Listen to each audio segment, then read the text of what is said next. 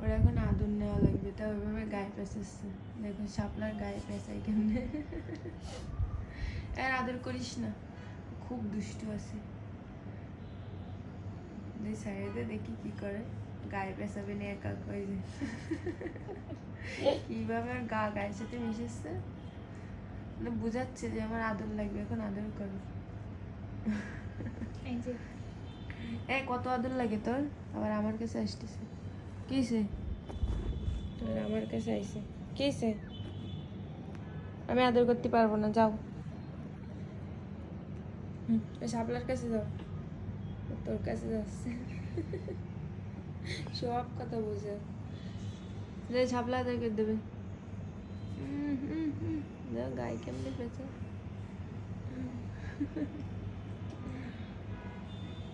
এখন আদর করতে করতে ঘুমাবে, তারপরে ঠান্ডা হবে।